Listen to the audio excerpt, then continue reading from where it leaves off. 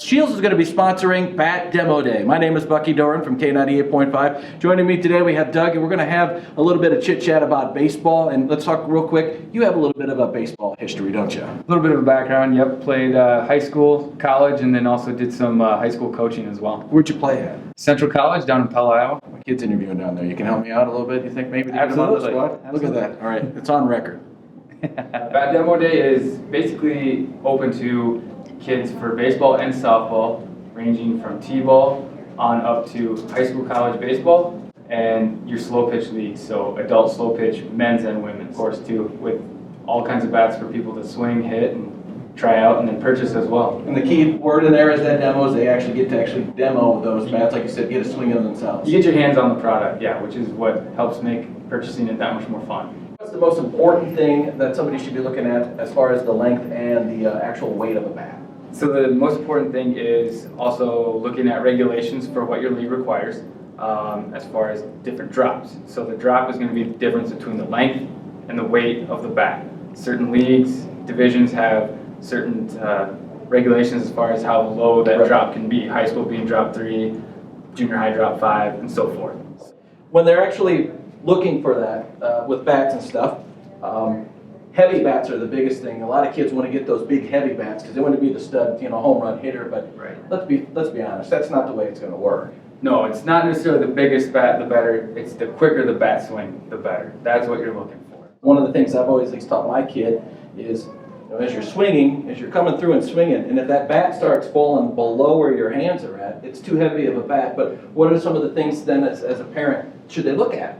And that's hands. Watching the hands is one of the biggest things that we watch when we size a kid or fit a kid. Yeah, like you said, if it's too heavy, the hands are going to drop, the back shoulder will also drop. You'll see a dip, or what we like to call a hitch in the swing, whereas in a right size bat will be a true swing down through the zone.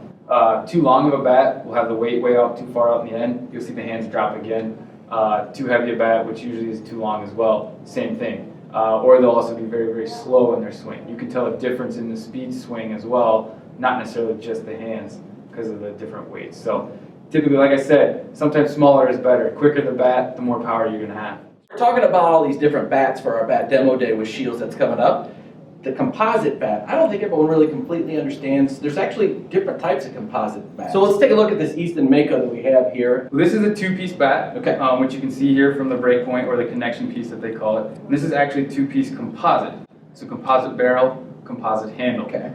Composite handle helps with any vibrations that you may get from possibly catching it on the end. While we're going through the first phase through a bat cycle too, you want to make sure while you're taking those swings to rotate the bat so you're not hitting the same spot on the bat each and every time, like on the end of this Easton here. Yes, absolutely. That is a great point. Never want to hit the same spot because, yeah, you're only going to break up one part of the bat. So that's why they also say composite bats get better as they go, because you're using them, breaking that material in. So they theoretically have a longer life than the aluminum bats.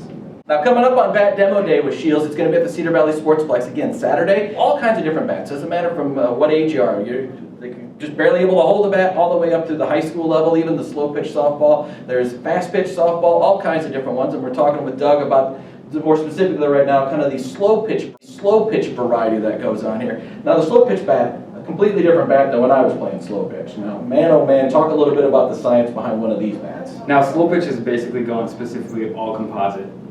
Rarely do you see any aluminum bats out there. So there again, you're breaking them in, and they are pretty much all two-piece now.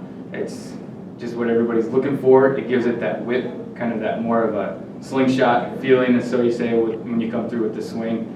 And yeah, they have gone to end-loaded, balanced. They're doing just about everything they can with them.